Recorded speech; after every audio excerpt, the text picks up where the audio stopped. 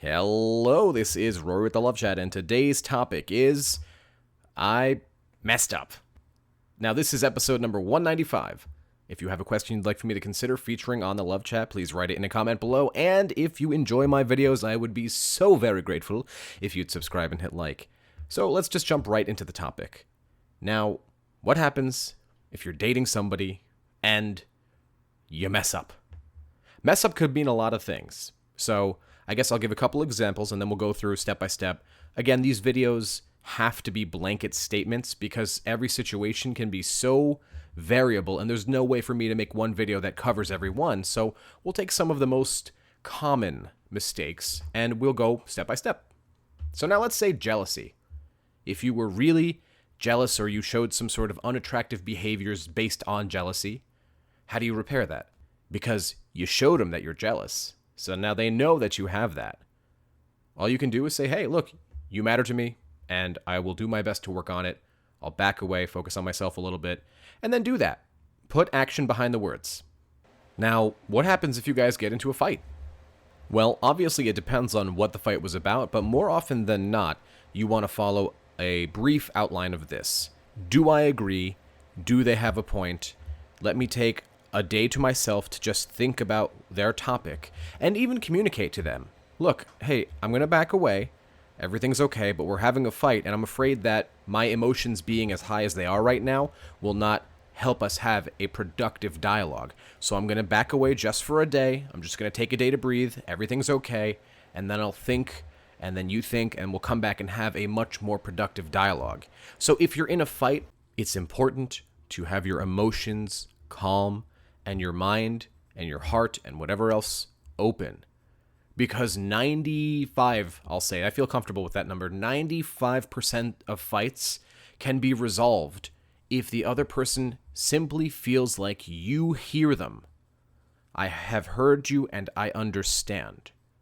Now, if you can give them that, they're much more likely to play ball. But if all you do is argue and argue and argue and show them that, look, hey, whatever you say doesn't even matter because I've decided I don't want to listen. Well, you messed up. Now, if you have done that, where you are needlessly fighting and you're showing them that you haven't listened, tell them that you apologize for being that way. And then put effective action forward to make sure that it doesn't happen again. Because in a situation like that, your partner doesn't necessarily care that it happened so much as they care that steps are being taken so it doesn't happen in the future. Because nothing's worse than running into a wall. Oh, I lied.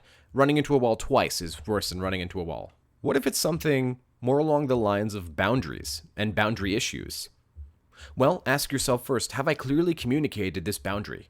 You'll see a theme here is open communication. And we've so far mentioned that for every problem. Because, being honest with you all, I see thousands of cases where communication just wasn't there. We are the only species on the planet, minus birds, I guess, that can actually talk and understand. So why wouldn't we do that?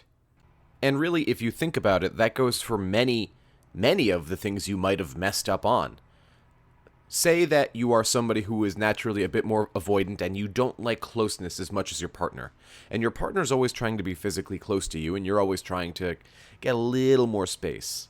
Well, usually you don't want to upset them, or you communicate that you don't want this closeness in a very mean way, instead of just saying, hey, I've been learning some things about myself, and I'm actually what's called an avoidant, and that's my attachment style. I'd love to let you know a little bit more about it, and here are some things that you can do to help me feel a bit more comfortable in the relationship. I guess what this whole video boils down to is just, we never communicate.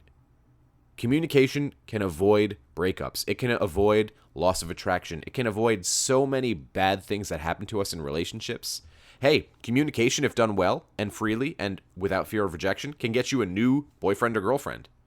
So I guess what I'm trying to get at through this whole thing is, no matter what problem you're having in the relationship, there is a 95% chance that it can be solved with communication, with open, honest, here's how I'm feeling, here's my concerns. Now, the next question people might ask is, well, what if my partner doesn't communicate? Or what if they can't communicate like I can communicate? Or what if they get defensive? Well, if you try communicating that very question to them, or rather that statement, hey, I feel like I can't talk to you sometimes because I don't want you to feel attacked, but I'm trying to communicate a true need that I have in this relationship, or a true problem that I have, or a true regret, and I want to know how I can do better, or whatever it might be, and your partner shoots you down, well, then I want you to consider if they're the partner for you. Have they shown you years of kind of poo-pooing you and not listening? Have they shown you maybe just this one time that they were really angry and they weren't receptive? Because then all you really need to do is wait for them not to be emotional, and then you can have a relaxed conversation with them.